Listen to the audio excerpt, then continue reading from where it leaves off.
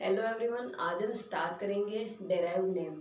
यानी यहाँ पे हम व्युत्पन्न नाम को देखेंगे कि कैसे हम व्युत्पन्न नाम से नामकरण कर सकते हैं किसी भी कार्बन चेन का यानी ऑर्गेनिक कंपाउंड का।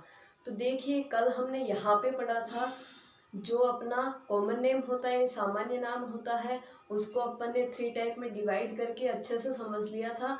आज हमारा टॉपिक डेराइव्ड है, उसके बाद में क्या होगा, आईयूपीएसी स्टार्ट हो जाएगा। तो देखिए, जो डेराइव्ड नेम है इसके नाम से ही आपको समझ जाना चाहिए। देखिए, इसका नाम क्या है, डेराइव्ड।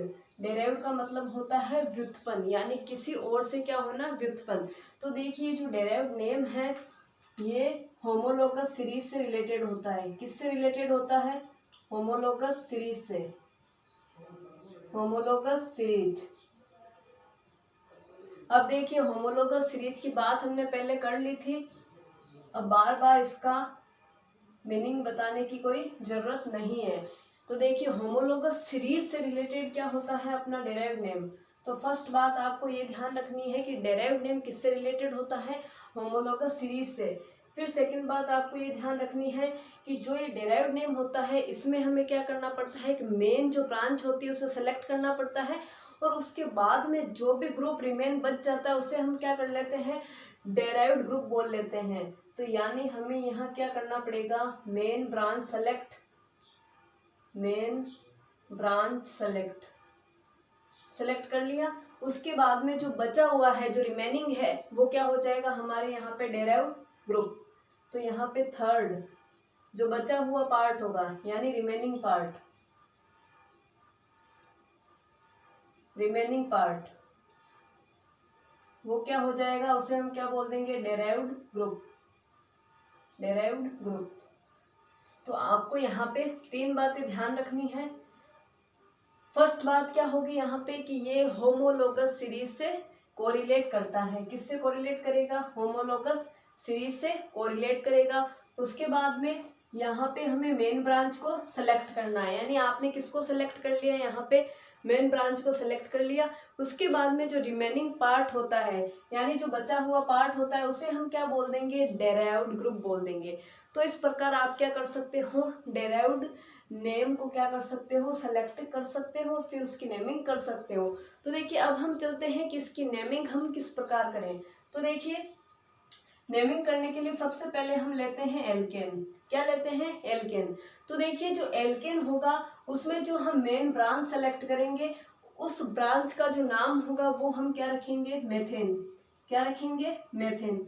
और बाद में जो बचा हुआ पार्ट होगा उसको उसके नाम के अकॉर्डिंग बोल दिया जाएगा। जैसे हम एक एग्जाम्पल लेते हैं, जैसे हमने एक एग्जाम्पल लिया,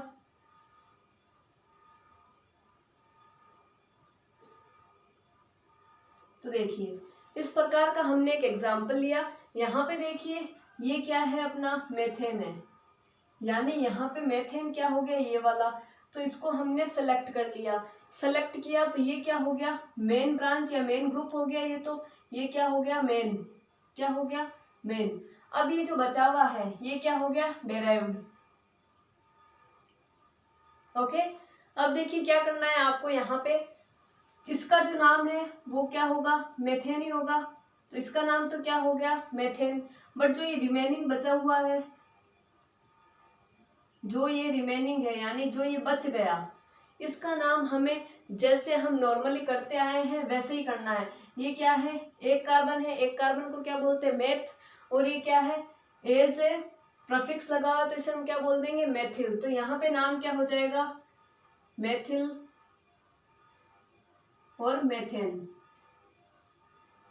तो आगे आपको समझ में, इसका नाम क्या हो गया, मेथिल। और ये क्या था अपना, मेन। मेन का नाम क्या होता है, मेथेन। तो क्या हो गया अपना आंसर यहाँ पे, मेथिल मेथेन। तो इस प्रकार आप डेराइव्ड नेम में एल्केन का नामकरण इस प्रकार कर सकते हो। जैसे अपना अगला एग्जाम्पल लेते हैं, एल्कीन। एल्कीन में जैसे मैंने ये ले लिया CH2 CH2। तो देखिए ये तो क्या हो जाएगा, इथाइलिन हो जाएगा। क्या हो जाएगा, इथाइलिन। यानी ये क्या है, मेन ग्रुप है। क्या है, मेन ग्रुप। तो मेन ग्रुप का नाम क्या हो जाता है, यहाँ पे इथाइलिन नाम हो जाता है। तो इसका नाम तो क्या हो गया, इथाइलिन। बट यहाँ पे अगर मैंने मान लिया इस प्रकार, मैंने कोई संरचना यहाँ पे जोड़ दी, यहाँ पे इस प्रकार की स्ट्रक्चर मैंने बना दी। तो ये तो मेन ग्रुप हो गया, इस मेन ग्रुप का नाम क्या हो जाता है, इथाइलिन। बट ये क्या है, बचा हुआ है, तो बचे हुए को हम क्या बोलते हैं, डेराइव्ड। तो ये क्या हो जाता है हमारा, डेराइव्ड। तो देखिए इसका नाम क्या होगा, ये एक ही कार्बन है तो इसका नाम क्या होगा, मेथिल। और ये क्या है पूरा, इथाइलिन। तो यहाँ पे नाम क्या हो जाएगा इसका पूरे का, मेथिल इथाइलिन। यहाँ पे एक कार्बन कर देना। तो इस प्रकार ये नामकरण क्या हो गया आपका, मेथिल इथाइलिन। इस प्रकार यहाँ पे एक और CH3 जोड़ दो तो क्या हो जाएगा, डाई मेथिल इथाइलिन। किसी भी प्रकार की संरचना आप अब कर सकते हो यहाँ से पूरा नामकरण उसका। अब देखिए अगला है एल्काइन। क्या है, एल्काइन। तो देखिए एल्काइन कुछ इस प्रकार का होता है। तो इस प्रकार की संरचना को क्या बोलते हैं, एसिटिलीन। क्या बोलते हैं, एसिटिलीन। यानी ये क्या हो गया, मेन ग्रुप हो गया। क्या हो गया, मेन ग्रुप, जिसे हमने क्या बोल दिया, एसिटिलीन। अब देखिए मैंने मान लिया यहाँ पे कोई ग्रुप लगा दिया, CH3 लगा दिया। तो ये अब CH3 क्या हो गया, डेराइव्ड हो गया। ये क्या हो गया, डेराइव्ड। अब हमें इसका क्या करना है, नामकरण। तो देखिए ये क्या है, एक कार्बन है तो ये क्या हो गया, मेथिल। और ये क्या है, पूरा का पूरा ग्रुप एसिटिलीन। तो इसका नाम क्या हो गया, मेथिल एसिटिलीन। तो इस प्रकार आप एल्काइन का भी नामकरण कर सकते हो। तो देखिए इस प्रकार आप क्या कर सकते हो, इनका नामकरण। अब हम एक और लेते हैं, फंक्शनल ग्रुप एल्कोहल। क्या लेते हैं, एल्कोहल का फंक्शनल ग्रुप लेते हैं। तो देखिए एल्कोहल का हम नामकरण किस प्रकार करेंगे। देखिए जो आपका एल्कोहल होता है वो क्या होता है, CH2OH। एल्कोहल क्या होता है आपका, CH2OH। तो जो ये CH2OH होता है वो क्या होता है, यहाँ पे मेन ग्रुप हो जाएगा। क्या हो जाएगा, मेन ग्रुप। और इस मेन ग्रुप को हम क्या बोलते हैं, कार्बिनोल। क्या बोलते हैं, कार्बिनोल। यानी इसका नाम क्या हो गया, कार्बिनोल। तो आपको इस प्रकार की स्ट्रक्चर अगर दे दे, CH3 CH2OH, इस प्रकार के आपको स्ट्रक्चर दे दे, तो आपको पता है कि ये वाला क्या है, मेन ग्रुप है। इसका नाम तो क्या हो जाएगा, कार्बिनोल। बट ये क्या है, डेराइव्ड है, ये एक ही कार्बन है तो इसका क्या हो जाएगा, मेथिल। तो इसका नाम क्या हो जाएगा, मेथिल कार्बिनोल। क्या हो जाएगा, मेथिल कार्बिनोल। तो इस प्रकार क्या कर सकते हो आप, डेराइव्ड नेम से किसी भी स्ट्रक्चर का क्या कर सकते हो, नामकरण कर सकते हो। जैसे अगर हम एक एग्जांपल और लेते हैं यहाँ पे, जैसे मैंने ले लिया यहाँ पे CH3OH,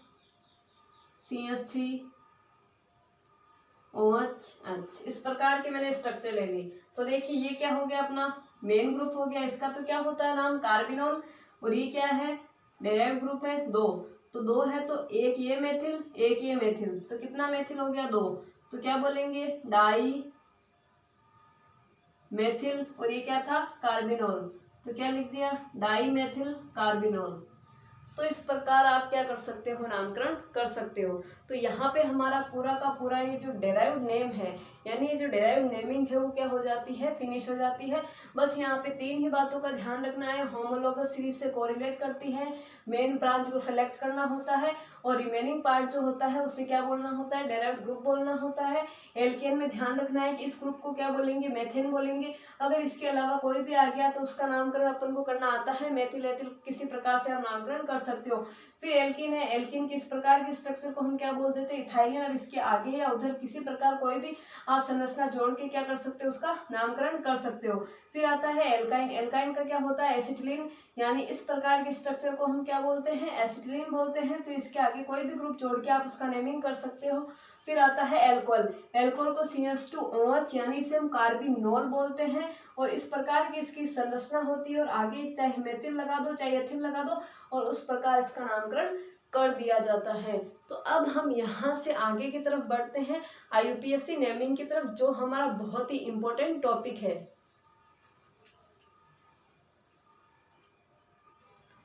तो देखिए स्टूडेंट्स, अब हम स्टार्ट करने जा रहे हैं IUPAC नेमिंग। यानी यहाँ पे हमारा टॉपिक क्या होगा, IUPAC नेमिंग।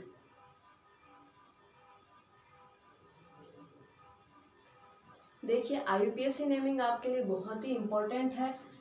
इसमें हम पहले फॉर्मेट देख लेते हैं कि किस फॉर्मेट पे हम वर्क करेंगे और कैसे हम उस फॉर्मेट पे चल के अपना आंसर निकाल पाएंगे। तो देखिए यहाँ पे जो फॉर्मेट होता है कुछ इस प्रकार का होता है कि आपको क्या करना होता है, पहले क्या यूज करना होता है, प्रफिक्स। क्या यूज करना होता है, प्रफिक्स, यानी पूर्व लग्न।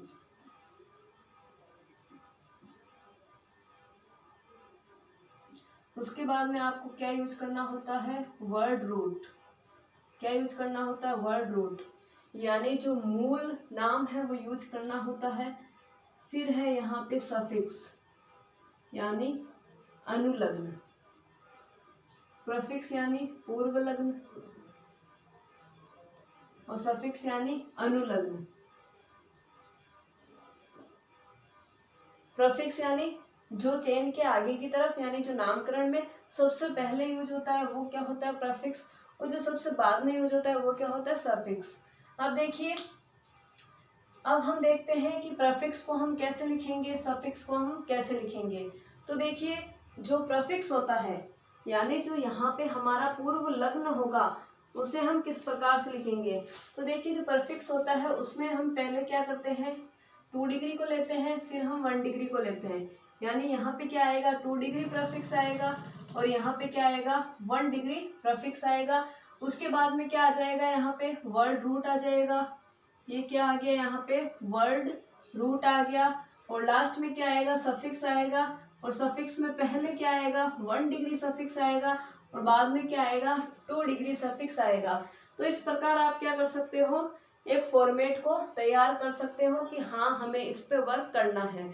अब देखिए, जो ये अब आपके दिमाग में आ रहा है कि जो ये 2 डिग्री प्रफिक्स है, ये 1 डिग्री प्रफिक्स है, ये 1 डिग्री सफिक्स है और 2 डिग्री सफिक्स है, ये क्या है, हमें इन्हें कैसे पता करना है। तो देखिए, 2 डिग्री प्रफिक्स होता है वो क्या होता है, सब्सटेंस के साथ यानी कार्बन के साथ जो भी सब्सटेंस लगा है, यानी यहाँ पे जैसे हमने बोल दिया ब्रोमो, क्लोरो, जो सब हम वहाँ पे प्रफिक्स यूज करने वाले हैं उनको हम क्या बोलेंगे, 2 डिग्री प्रफिक्स।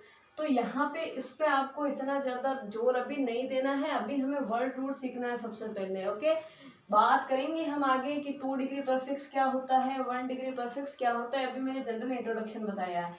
अब देखिए, 1 डिग्री प्रफिक्स क्या होता है, जो हम वर्ड यूज करते हैं ना, साइक्लो, वो क्या कहलाता है, अपना 1 डिग्री प्रफिक्स। अब देखिए, वर्ड रूट क्या होता है, जब हम जैसे एल्क वर्ड यूज करते हैं, जैसे हो गया अपना मेथेन, एथेन, जो भी हम एल्क शब्द यूज करेंगे वो सब क्या होगा, वर्ड रूट के अंदर आएगा। फिर है हमारा एल्क, एल्क यानी ओनली मेथ, एथ, प्रोप, ओनली एल्क, NE9 नहीं लगाना है। वर्ड रूट का मतलब क्या होता है, ओनली एल्क लगाना है, एल्क, मेथ, एथ, प्रोप, ब्यूट, पेंट, जो भी अपना वर्ड रूट होगा या जितने अपने कार्बन होंगे उसके अकॉर्डिंग हमारा ये एल्क वर्ड हो जाएगा। अब देखिए, जो 1 डिग्री सफिक्स होता है वो क्या होता है, ये होता है एन, इन और आयन। इस प्रकार क्या हो जाता है, 1 डिग्री सफिक्स, यानी पीछे की तरफ लगेगा। तो यहाँ पे जैसे अपना एल्क आया तो एल्केन हो गया, एल्कीन हो गया या एल्काइन हो गया। फिर आता है अपना 2 डिग्री सफिक्स, ये होता है फंक्शनल ग्रुप के अकॉर्डिंग। किसके अकॉर्डिंग, फंक्शनल ग्रुप के अकॉर्डिंग। जैसे एल्कोहल आ गया तो क्या लिखेंगे, ऑल लिखेंगे। अगर कार्बोक्सिलिक एसिड आ गया तो क्या लिखेंगे, ओइक एसिड लिखेंगे। तो इस प्रकार हम क्या कर सकते हैं, एक फॉर्मेट तैयार कर सकते हैं। तो क्या ध्यान रखना है आपको, सबसे पहले 2 डिग्री प्रफिक्स। देखिए, याद करने का तरीका क्या है, 21 वर्ड रूट 1 2, कुछ नहीं करना है, 2 1 1 2 और बीच में क्या आएगा, वर्ड रूट। तो इस प्रकार आप इसे याद कर सकते हो। तो 2 डिग्री में क्या आएगा, क्लोरो, ब्रोमो, जो भी अपन यूज करते हैं। फिर 1 डिग्री में साइक्लो वर्ड यूज हो जाएगा। वर्ड रूट में आपको एक लॉन्ग चेन सेलेक्ट करनी है और फिर 1 डिग्री सफिक्स में एन, इन, आयन और 2 डिग्री सफिक्स में फंक्शनल ग्रुप। अब देखिए, यहाँ पे हमारा सबसे मेन काम है वर्ड रूट। क्या है, वर्ड रूट। तो इसको सीखने के लिए हमें सीखना पड़ेगा selection of long ring, selection of long chain, long chain. यानी हमारा मेन यहाँ पे इम्पोर्टेंट काम क्या होगा, इस वर्ड रूट को समझना, यानी हमें जो सबसे लॉन्ग चेन होगी उसे सेलेक्ट करना है। तो ये हमारा क्या हो गया, इम्पोर्टेंट थिंग हो गई कि सिलेक्शन ऑफ लॉन्ग चेन। अब देखिए यहाँ पे सिलेक्शन ऑफ लॉन्ग चेन आपको किस प्रकार करना है। देखिए पहले आपको देखना है कि किस चेन में सबसे ज़्यादा कार्बन आ रहे हैं और उसके साथ ही कहाँ पे सबसे ज़्यादा हमें मल्टीपल बॉन्ड मिल रहा है और कहाँ पे हमें सबसे ज़्यादा फंक्शनल ग्रुप मिल रहा है। तो उसके अकॉर्डिंग क्या कर सकते हो, आप लॉन्ग चेन का सिलेक्शन कर सकते हो। तो देखिए जैसे मैंने आपको एग्जाम्पल दिया, जैसे देखिए ये है CS3, CS2, CS2, CS3। तो देखिए ये तो एक सीधी श्रृंखला है, इसमें कुछ नहीं करना है आपको, सीधी श्रृंखला दिख रही है तो ये पूरी की पूरी आपने क्या कर ली, सेलेक्ट। तो इसमें तो आपको बिल्कुल जोड़ नहीं आया और 1 2 3 4 4 कार्बन थे तो आप 4 कार्बन को क्या बोलोगे, मेथ एथ प्रो ब्यूट। तो ये क्या हो गया आपका ब्यूट, यानी आपने इसे सेलेक्ट कर लिया। अभी ANE9 कुछ नहीं लगाना है, ओनली हमें एल्क लिखना है, ओनली ब्यूट लिखना है, लिख दिया आपने। अब देखिए इसके आगे हम और ज्यादा कॉम्प्लिकेट जो एग्जाम्पल है उनकी तरफ चलते हैं। जैसे मैंने आपको दे दिया CS3, CS2, CH, CS3, CS2, CS3, CS3। तो इस प्रकार की मैंने आपको स्ट्रक्चर दे दी, ठीक है। अब आपको यहाँ पे सिलेक्शन करना है। तो देखिए आप क्या सोच रहे हो, 1 2 3 4, ये जो सीधी स्ट्रक्चर दिख रही है यही हमारा क्या हो गया, वर्ड रूट हो गया, यानी यही हमारी मेन ब्रांच हो गई। अब ये मेन ब्रांच नहीं है, यहाँ पे देखिए 1 2 3 4 ही कार्बन है, जबकि देखिए 1 2 3 4 5। इस प्रकार हम सेलेक्ट करेंगे तो हमारे कितने कार्बन आ जाएंगे, 5 कार्बन। तो देखिए इस प्रकार जब आपने इसे सेलेक्ट किया तो कितने कार्बन मिले आपको, 5 कार्बन। और 5 कार्बन मिले तो आप क्या बोलोगे, मेन चेन का नाम क्या करोगे, 1 2 3 4 5, तो मेथ एथ प्रो ब्यूट पेंट। तो यहाँ पे क्या हो जाएगा, जो मेन आपका एल्क का जो वर्ड है वो क्या हो जाएगा, पेंट। इसे हम अभी देखेंगे कि इसका पूरा नामकरण कैसे होता है, ये हम प्रीफिक्स वगैरह में यूज करेंगे। तो इस प्रकार आपने क्या कर लिया, इस ब्रांच को सेलेक्ट कर लिया। अब देखिए एक सिचुएशन और आती है, बहुत ही कॉम्प्लिकेटेड सिचुएशन है वो। जैसे मैंने एक एग्जांपल लिया, देखिए जैसे यहाँ पे था CS3, CH, CH, CH, CH, CS3। इस प्रकार आपने क्या कर लिया, इस रिंग को लिखा है यहाँ पे। अब देखिए यहाँ पे आपने क्या कर लिया, एक और रिंग ले ली, सॉरी एक और चेन ले ली। तो देखिए आप कुछ इस प्रकार से लिख दीजिए, जैसे देखिए मैंने आपको ये स्ट्रक्चर दी है।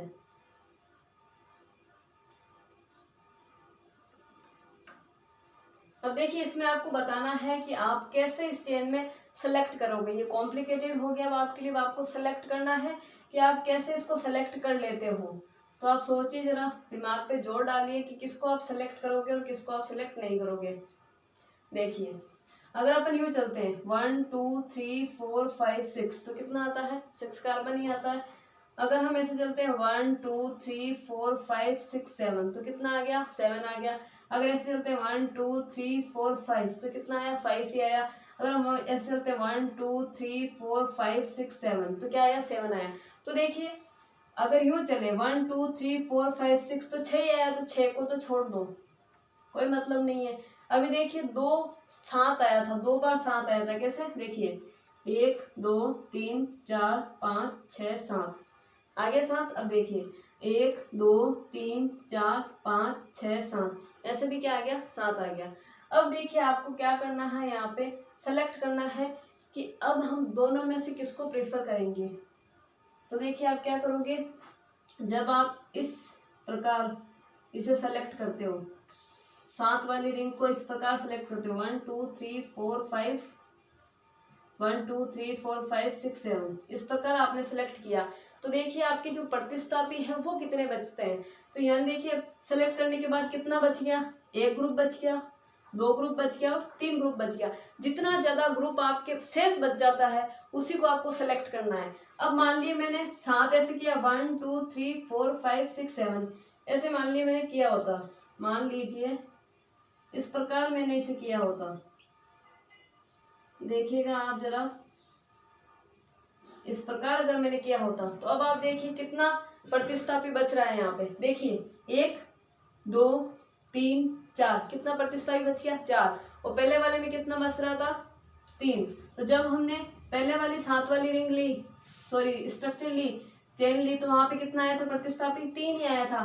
बट मैंने 7 वाली दूसरी ली तो वहां पे प्रतिस्थापी कितना आया था 4 आया। तो आप किसको सेलेक्ट करोगे, मैंने क्या बोला, जो सबसे ज्यादा प्रतिस्थापी समूह देता है हमें उसे ही सिलेक्ट करना है। अब आप यहाँ पे सोचिए आप किसको सेलेक्ट करोगे, सोचिए जरा किसको सेलेक्ट करोगे आप यहाँ पे।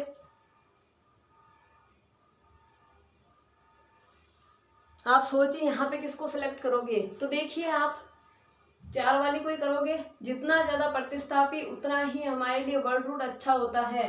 तो यहाँ पे आप किसको सेलेक्ट करोगे, जहाँ पे 4 प्रतिस्थापी आ रहा है, और 4 प्रतिस्थापी कहाँ पे आ रहा है, इस रिंग में, सॉरी इस चेन में आ रहा है। तो इस प्रकार आपका ये क्या हो जाएगा, वर्ड रूट का सिलेक्शन हो जाएगा। तो कितना कार्बन है, 1 2 3 4 5 6 7, 7 को हम क्या बोलते हैं, हेप्ट, क्या बोलते हैं, हेप्ट। तो इस प्रकार आपने क्या कर दिया, एल्क वर्ड को पूरा का पूरा समझ लिया। तो इसी प्रकार आपको क्या करना है, सिलेक्शन करना है। अगर सीधी दिख जाए आपको चेन तो कुछ नहीं करना है, जितने कार्बन है उतना लिख दीजिए। अगर इस प्रकार दिख जाए तो अभी कोई दिक्कत नहीं है, लेकिन कॉम्प्लिकेटेड सिचुएशन यहाँ पे आती है कि अब हम क्या करें। तो आप बस रिंग को सिलेक्ट करके देखिए कि किधर हमें ज्यादा कार्बन मिल रहा है। ज्यादा कार्बन के बाद हमें देखना है कि अगर 2 स्थितियां आती हैं तो जहाँ पे ज्यादा प्रतिस्थापी समूह होगा वहां पे आपको क्या करना है, सिलेक्शन करना है। तो इस प्रकार हमारा वर्ड रूट का सिलेक्शन हो जाता है यहाँ पे कंप्लीट। अब हम देखते हैं यहाँ पे कि 2 डिग्री परफिक्स क्या होता है और 1 डिग्री परफिक्स क्या होता है।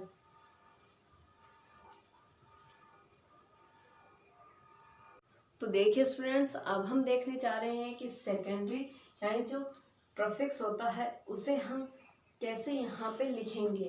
तो देखिए जो 2 डिग्री प्रीफिक्स था उसमें क्या होता है, अगर आपको कोई भी हेलोजन फैमिली दिया हुआ होता है, यानी यहाँ पे क्या दिया हुआ होता है आपको, fluorine, chlorine, bromine and iodine, इस प्रकार की कोई भी स्ट्रक्चर प्रतिस्थापी के रूप में प्रेजेंट हो, किसके रूप में, प्रतिस्थापी के रूप में, तो आपको वर्ड क्या यूज करना है वहां पे, हेलो, क्या यूज करना है, हेलो। यानी अगर आपको फ्लोरीन दिया हुआ है तो आपको क्या यूज करना है वहां पे, फ्लोरो। अगर क्लोरीन दिया हुआ है तो क्या यूज करना है, क्लोरो। ब्रोमीन दिया हुआ है तो ब्रोमो, और आयोडीन दिया हुआ है तो आयोडो। तो इस प्रकार आपको क्या करना है, यहाँ पे प्रीफिक्स का चयन करके वहां पे वर्ड यूज क्या करना है, हेलो।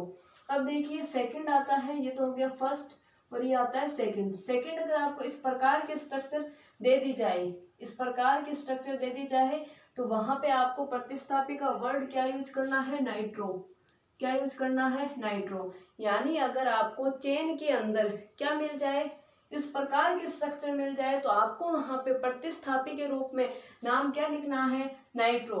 अब है जो अपना थर्ड प्रतिस्थापी आता है, वो अगर आपको कुछ इस प्रकार का मिल जाए तो आपको नाम क्या लिखना है, नाइट्राइट, क्या नाम लिखना है, नाइट्राइट। तो इस प्रकार आप इसका भी नाम लिख सकते हो किसी भी चेन के अंदर। अब देखिए फोर्थ जो होता है वो कुछ इस प्रकार का है, तो आप क्या लिखोगे, इसका नाम नाइट्रोसो, क्या लिखोगे, नाइट्रोसो। आपको ये वर्ड ध्यान रखना है कि इसका हेलो होता है, इसका नाइट्रो होता है, इसका नाइट्राइट होता है, इसका नाइट्रोसो होता है। जब भी ऐसे स्ट्रक्चर दिखे तो क्या नाम लिख देना, नाइट्रोसो। यानी सबसे पहले क्या आएगा, नाइट्रोसो, ये वाले आएंगे। उसके बाद में अपना जो फिफ्थ है, अब देखिए आर का तो आपको पता ही है क्या है, ये एल्किल है, तो आप क्या लिख दोगे, एल्काइल। यानी अगर जैसे कोई यहाँ पे जैसे CH3 आ गया, सपोज करो CH3 आ गया, तो आप क्या लिखोगे, एक कार्बन है तो क्या लिखोगे प्रतिस्थापी के रूप में मेथिल, 2 आ गया तो क्या लिखोगे, एथिल। अब देखिए जो 6th है यहाँ पे वो है OR, तो देखिए आप OR को यहाँ पे क्या लिखोगे, एल्कोक्सी, क्या लिखोगे, एल्कोक्सी। देखिए OR होता है बहुत बार यूज आता है, इंपॉर्टेंट है, एल्कोक्सी लिखना है आपको। इस प्रकार अगर ये प्रतिस्थापी के रूप में उपस्थित है तो आपको क्या लिखना है, एल्कोक्सी लिखना है। अब देखिए यहाँ पे जो 7th है वो है OCH2CH3, इसको आप क्या लिखोगे, इसको लिखोगे एथोक्सी, क्या लिखोगे, एथोक्सी, क्या लिख दिया है, एथोक्सी। तो ये भी इंपॉर्टेंट है, एथोक्सी क्या होता है, OCH2CH3 प्रतिस्थापी के रूप में उपस्थित हो तो क्या लिखना है आपको, एथोक्सी लिखना है। और लास्ट है अपना जो 8th नंबर है CH2OH, देखिए CH2OH को आप क्या बोलोगे यहाँ पे, हाइड्रोक्सी मेथिल। क्या बोलोगे, हाइड्रोक्सी मेथिल, हाइड्रोक्सी मेथिल।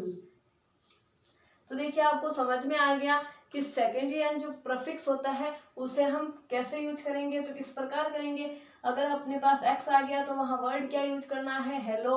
अगर इस प्रकार आ गया तो नाइट्रो, इस प्रकार आ गया तो नाइट्राइट, इस प्रकार आ गया तो नाइट्रोसो। अगर आर यानी कोई भी एल्किल ग्रुप आ गया तो एल्किल यूज करना है, ओ आर आ गया तो एल्कोक्सी करना है, और CH2 CH3 आ गया तो इथॉक्सी करना है, और CH2OH आ गया तो हाइड्रोक्सी मेथिल करना है। इस प्रकार आप क्या कर सकते हो, यहाँ पे पूर्व लगा सकते हो। जैसे हम एक एग्जाम्पल लेते हैं, जैसे मैंने लिया Br CH2 CH3, आपको इसका IUPAC नाम लिखना है। तो सबसे पहला काम क्या होता है, वर्ड रूट का चयन। यहाँ पे हमने वर्ड रूट का चयन कर लिया तो क्या आया है, मेथ एथ प्रोप। क्या आया है, प्रोप। तो आपको क्या लिखना है, प्रोप। आपने क्या लिख दिया, प्रोप लिख दिया। अब है कि ये क्या है, अपना प्रतिस्थापी है। तो देखिए क्या इनमें से है ये कोई भी, हाँ ये रहा ये वाला। तो ये क्या है, ये वाला प्रतिस्थापी है। तो क्या यूज करना है, हेलो। हेलो का मतलब ये क्या है, ब्रोमीन। तो ब्रोमीन का मतलब क्या हो जाएगा, ये ब्रोमो। तो अपना क्या नाम क्या हो गया, ब्रोमो, प्रोप। अब देखिए सारे सिंगल बॉन्ड है तो क्या हो जाएगा, एन। अभी हमने इसको पढ़ा नहीं है, अभी हम आगे पढ़ेंगे। तो इस प्रकार क्या कर सकते हैं, हम प्रतिस्थापी लगा सकते हैं। अभी सिर्फ मैंने प्रतिस्थापी लगाना बताया है, कि आगे हम प्रतिस्थापी कैसे लगाते हैं। तो ये तो अपन ने बात कर ली 2 डिग्री प्रीफिक्स की। किसकी बात कर ली, 2 डिग्री प्रीफिक्स की। अब हमें देखना है 1 डिग्री प्रीफिक्स। तो अभी मैंने आपको बताया था कि 1 डिग्री जो प्रीफिक्स होता है वो कुछ नहीं है, वहां पे ओनली हमें क्या यूज करना है, साइक्लो वर्ड यूज करना है। क्या यूज करना है, साइक्लो। अगर आपके कोई साइक्लिक रिंग है तो साइक्लो वर्ड यूज कर दो, और अगर नहीं है तो इसे लिखने की कोई जरूरत ही नहीं है। यहाँ पे क्या कोई साइक्लो रिंग थी, नहीं थी, तो हमने ओनली क्या लिखा, 2 डिग्री वाले को लिखा, और बाकी इन सबको क्या कर दिया, छोड़ दिया। यहाँ पे साइक्लो वर्ड था ही नहीं तो छोड़ दिया। अगर आपको साइक्लो दिखे तो प्रीफिक्स लगा दो साइक्लो वाला, और साइक्लो नहीं दिखे तो जो नॉर्मल चल रहा है उसे चलने दो। तो आपको ये भी समझ में आ गया कि ये वाला प्रीफिक्स कब यूज करते हैं, जब कोई रिंग हो, यानी इस प्रकार के अगर स्ट्रक्चर हो। देखिए आपको ये स्ट्रक्चर दिख रही है, तो देखिए कितना कार्बन है, 1 2 3। तो पहले वर्ड रूट क्या लिख दिया, प्रोप। मैं तेज प्रोप लिख दिया। अब देखिए प्रीफिक्स लगाना होता है, तो प्रीफिक्स क्या होता है, एक तो ये वाला प्रीफिक्स होता है और एक ये वाला प्रीफिक्स होता है। तो देखिए क्या यहाँ पे कोई प्रतिस्थापी समूह है, इनमें से लगा हुआ कोई, यहाँ पे कोई भी प्रतिस्थापी समूह नहीं लगा हुआ, तो अपन को ये लिखने की जरूरत नहीं है। अब देखिए क्या ये वाला है, हाँ ये वाला है, साइक्लो है, हाँ है साइक्लो। तो आप आगे क्या लिखोगे, साइक्लो लिख दिया। अब क्या है ये, प्रोप। अब क्या लगाना है, पीछे की तरफ सफिक्स लगाना है, अनुलग्न लगाना है। सारे सिंगल बॉन्ड है तो एन लगा दो, साइक्लो प्रोपेन हो गया। तो हमने यहाँ पे प्रीफिक्स लगाना सीख लिया कि किस प्रकार साइक्लो लगाते हैं, किस प्रकार ब्रोमो लगाते हैं। अगर इस प्रकार की कोई भी आपको स्ट्रक्चर या इस प्रकार का कोई भी कंपाउंड दिख जाए तो आपको क्या लगाना है, इन नाम में से एक यूज करना है। और अगर आपको 1 वाला प्रीफिक्स दिख जाए यानी साइक्लो रिंग दिख जाए तो आपको इस प्रकार लगाना है। तो यहाँ पे हमारा जो प्रीफिक्स वाला जो पार्ट था यानी पूर्व लग्न वाला पार्ट था वो क्या हो जाता है, पूरा कवर हो जाता है। अब हम चलेंगे सफिक्स की तरफ। तो देखिए जो सफिक्स था उसमें जो